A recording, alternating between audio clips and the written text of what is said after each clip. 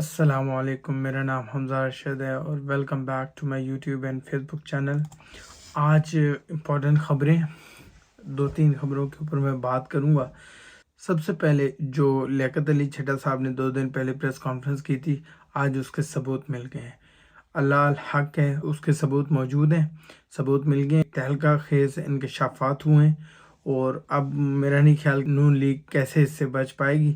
نون league already ایک fake propaganda کر رہی ہے، لیکن اس کو اس میں خاطر خواہ کامیابی نہیں مل رہی، کیونکہ سوشل میڈیا کا زمانہ ہے اور لوگ تیز ہیں، لوگ شعور رکھتے ہیں، لوگ still PML N 90s کی سیاست کر رہی ہے کہ جو وہ کہیں گے لوگ انہیں مان لیں گے، لوگ ان کو تسلیم کر لیں گے جو وہ کر رہے ہیں، لیکن ایسا ہونے نہیں لگا۔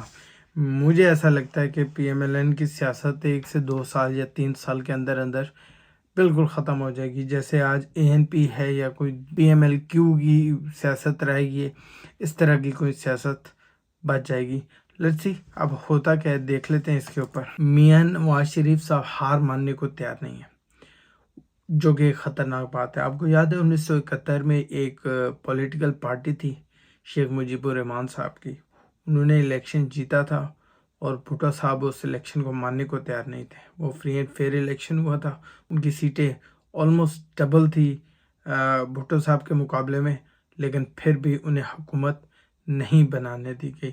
انتہائی خطرناک ہوتا ہے کہ اگر عوام کا مینڈیٹ قبول نہ کیا جائے تو ہماری تو دعا ہے کہ اللہ تعالیٰ سب کو عقل دے۔ اور دیکھیں، انسان کو ہسٹری سے سبق سیکھنا چاہیے، اور جو انسان ہسٹری سے سبق نہیں سیکھتا وہ بے وقوف ہے۔ اللہ تعالیٰ اس ملک کو بچائے، لیکن حالات بہت خراب ہے، حالات بہت خراب ہے، کیونکہ ایک طبقہ ہے جو ہر دھرمے پہ اترا ہے، جو کسی قسم کی ریلیکسیشن، کسی قسم کی عوام کا مینڈیٹ ماننے کو تیار نہیں ہے۔ اچھا، میں آپ کو سب سے پہلے ایک ویڈیو دکھاتا ہوں، پہلے یہ دیکھیں، پھر میں آپ کو بتاتا ہوں، پھر بات کرتے ہیں اس کے اوپر۔ وہ ادھر اوپر کرو، رک جاؤ، لیکن یہ کیا چھاپ رہے ہو؟ کیا نام کیا آپ کا؟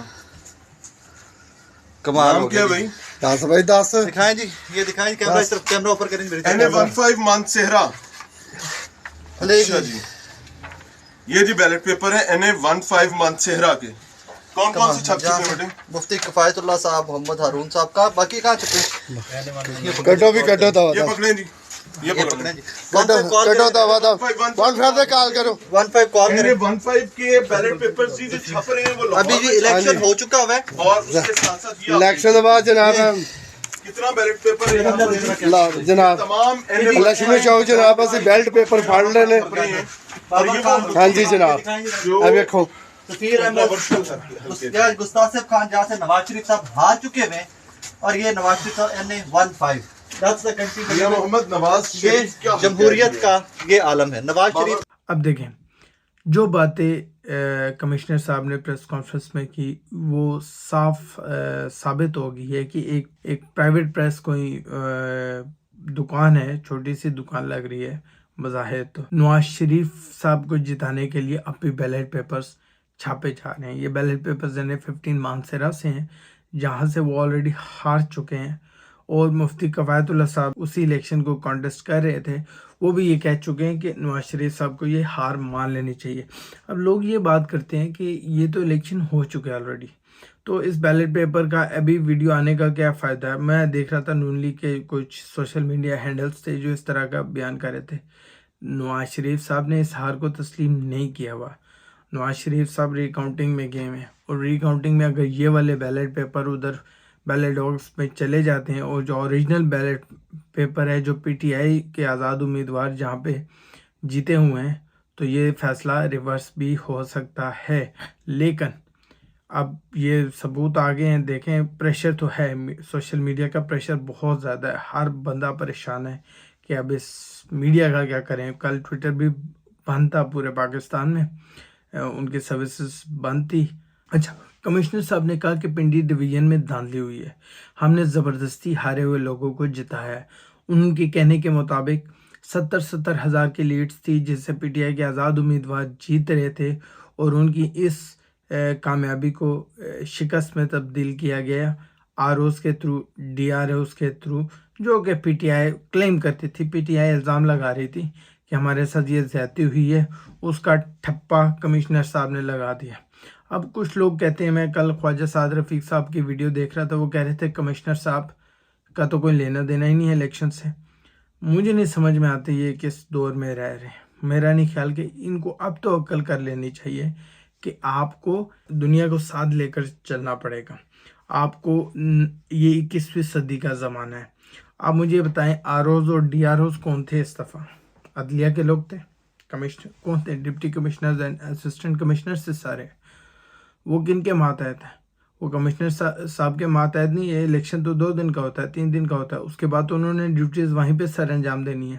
آپ کا کیا خیال ہے جو ایک ڈپٹی کمشنر ہے، جو اسسٹنٹ کمشنر ہے، وہ الیکشن کے دن کمشنر کی بات، اگر کمشنر کوئی ان سے فون کر کے آرڈر دیتا ہے تو کیا وہ بات نہیں مانے گا؟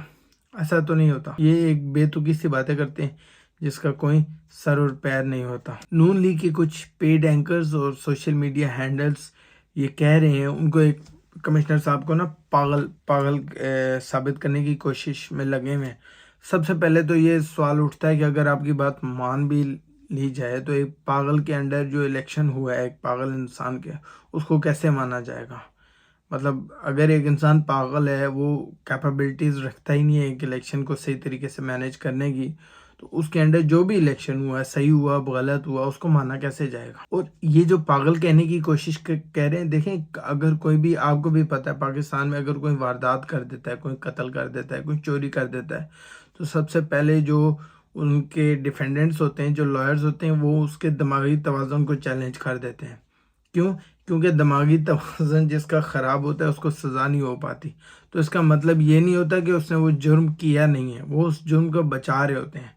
تو میرے خیال میں تو سب سے بڑا ثبوت تو یہی ہے کہ اس کو وہ پاگل اسی وجہ سے کہہ رہے ہیں کیونکہ انہیں بھی پتہ ہے کہ اگر یہ بات عدالت تک چلی گئی تو اس کا ان کے پاس کوئی جواب نہیں ہوگا اور یہ ایک بڑا مسئلہ بن سکتا ہے، اور نون لیگ کے لیے انتہائی پریشانی کی بات ہے۔ یہ نون لیگ کے لوگوں میں صف ماتم بچھا ہوا ہے، لوگ بات نہیں کر رہے ایک دوسرے سے۔ آپ اندازہ کریں کہ نون لیگ چٹھا صاحب کو پاگل کہہ رہی ہے اور اپنا عالم ان کا یہ ہے کہ 50 سیٹوں پہ وکٹری اسپیچ کر رہے تھے الیکشن والے دن، اور آپ اندازہ کر لیں اس بات کا کہ چٹھا صاحب کتنے پاگل ہوں گے، یا جس کے اوپر نون لیگ الزام لگا رہی ہے۔ اچھا، ابھی ایک اور پروپیگنڈا کیا جا رہا ہے، کچھ صحافی ان کے خلاف انکوائری سامنے لے آئے ہیں اور یہ بتانے کی کوشش کر رہے ہیں کہ ان کا تو بزنس ٹائکون کے ساتھ کوئی ریلیشن شپ بھی تھا، بزنس ٹرانزیکشنز بھی تھی، اور وہ تو بے تحاشا کرپشن میں انوالو ہیں۔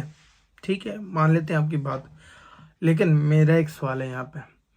آپ دیکھیں کہ پاکستان میں اول تو کرپشن کی سزا ہوتی نہیں ہے، آج تک کوئی بیوروکریٹ کو کرپشن کے اوپر سزا نہیں دی گئی، یہی تو پاکستان کا المیہ ہے۔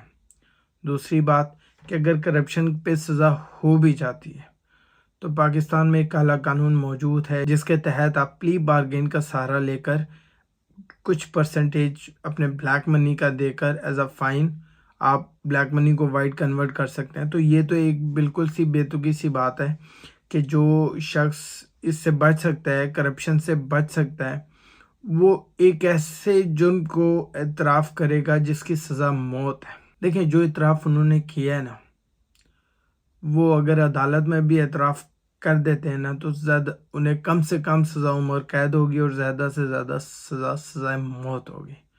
تو جو شخص ایک ایسے جرم کو اعتراف کر رہا ہے جس کی سزا موت ہے، اس کو کرپشن کے کیسز کے اوپر کیا اتنا پریشر ہوگا؟ میرا نہیں خیال کہ نون لیگ یہ کس طریقے کی بات کر رہی ہے کہ ایک شخص کرپشن سے بچنے کے لیے، کرپشن کی سزا سے بچنے کے لیے جو 2 4 5 سال ہوتی ہے، زیادہ ہوتی بھی نہیں ہے، اگر ہو جائے بالفرض، آج تک ہوئی نہیں ہے، صرف سیاستدانوں کو ہوتی ہے، اور وہ بھی آپ کے سامنے کہ کیسے ہوتی ہے، وہ بھی ایک مینیپولیٹ کی جاتی ہے اس سزا کو۔ تو آپ اندازہ لگائیں کہ جس سزا کی معافی موجود ہے وہ اس سزا کی طرف شخص جائے گا یا اس سزا کی طرف جانے کو ترجیح دے گا جس کی سزا موت ہے اور اس میں کوئی معافی نہیں ہے۔ دیکھیں انہوں نے 25 کروڑ لوگوں کے ساتھ ظلم کیا، وہ ریسپانسیبل تھے فری اینڈ فیئر الیکشنز کروانے کے لیے، وہ نہیں کروا سکے، انہوں نے تسلیم کر لیا۔ تو ان کی سزا تو بنتی ہے. ان کو اریسٹ کیا گیا. پی ٹی آئی کے کچھ لوگ کہہ رہے ہیں کہ دیکھو سچ کہنے والے کو اریسٹ کیا گیا. بھائی آپ دیکھیں, اگر آپ قتل کا اعتراف کریں گے تو پولیس آپ کو اریسٹ کرے گی. قانون کے تحت آپ کی گرفتاری بنتی ہے اور آپ پہ کارروائی ہوتی ہے. تو انہوں نے اپنے آپ کو سرنڈر کیا ہے اور ان کو بالکل سزا ملنی چاہیے. اور انہوں نے جن کے کہنے کے اوپر یہ کام کیا ان سب کو قانون کے کٹہرے میں لایا جائے اور سخت سے سخت سزا دی جائے, کیونکہ یہ تماشا بند ہونا چاہیے. اب میرا ایک اور سوال بھی ہے. دیکھیں یہ پریس کانفرنس تھی جو چٹھا صاحب نے کی تھی, اس سے پہلے بھی بڑی پریس کانفرنسز ہوئی جو پی ٹی آئی کے لوگوں نے کی. 9 مئی کے بعد خاص طور پہ لوگوں نے کی, پی ٹی آئی سے لا تعلقی کا اعلان کیا. تب ان میں سے کسی ایک صحافی نے یہ بولا کہ یہ اپنے کیسز چھڑانے کے لیے یہ اس طرح کی پریس کانفرنس کر رہے ہیں یا کسی دباؤ میں کر رہے ہیں پریس کانفرنس؟ ایسی کوئی بات ہوئی؟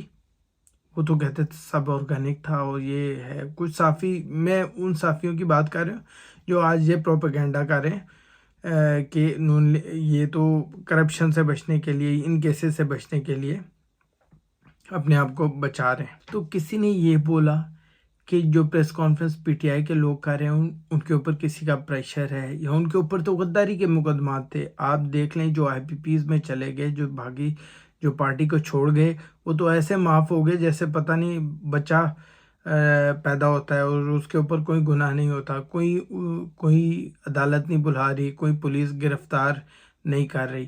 تو آپ خود ہی 9 مئی کو اتنا کنٹروورشل بنا رہے ہیں کہ اس کی سزا صرف ایک پریس کانفرنس ہے. آپ پریس کانفرنس کرتے ہیں اور آپ اس سزا سے بچ جاتے ہیں. اگر جرم ہوا ہے 9 مئی کو تو آپ سزا دینا, آپ الٹا لٹکائیں. پریس کانفرنس سے معاف تو نہیں کیا جا سکتا. ایک انسان پریس کانفرنس کرے اور اس کے سارے گناہ معاف ہو جائیں, اس سے تو آپ خود ہی 9 مئی کو چیلنج کر رہے ہیں کہ 9 مئی کتنا بڑا جرم تھا. اس کا یہی مطلب ہے کہ 9 مئی شاید کچھ تھا ہی نہیں جن کو معاف کیا جا رہا ہے. اب ان صحافیوں کا یہاں پہ دوگلا پن محسوس ہوتا ہے. یہاں پہ آپ کو پتہ چلتا ہے یہ کس قدر دوگلے لوگ ہیں, یہ کس قدر ایک پارٹی کو اتنا سپورٹ کر رہے ہیں آؤٹ آف دا وے جا کے, اور اس کے لیے نہ کوئی ان میں شرم ہے نہ کوئی حیا ہے. مطلب آپ ایک بڑے منصب کے اوپر ہیں, آپ لوگوں کو سچ بتائیں, قوم کو حق بتائیں, باقی قوم فیصلہ کرے. آپ اس طریقے سے کر کے آپ اپنی آخرت بھی خراب کریں گے اور آپ پاکستانی قوم کی نظر میں بھی گر جائیں گے. آپ کی کریڈیبلٹی زیرو ہو جائے گی, آلریڈی ہو چکی ہے. آپ کو پتہ ہے سوشل میڈیا میں جو کچھ آپ کے ساتھ ہوتا ہے مجھے بتانے کی ضرورت نہیں ہے, اور اس کو آپ بس کہہ دیتے ہیں کہ پی ٹی آئی کے کچھ گنڈے لوگ ہیں یا بدتمیز لوگ ہیں. ٹھیک ہے, بدتمیز ہیں تو آپ کون سا تمیزدار ہیں؟ سارے ایسے. ان لوگوں کو کوئی شرم حیا نہیں ہے کہ ملک کس طرف جا رہا ہے. آپ کو عقل سے کام لینے کی ضرورت ہے. آج کے لیے اتنا ہی, انشاءاللہ ملتے ہیں اگلی ویڈیو میں. اللہ حافظ, اپنا خیال رکھیے گا.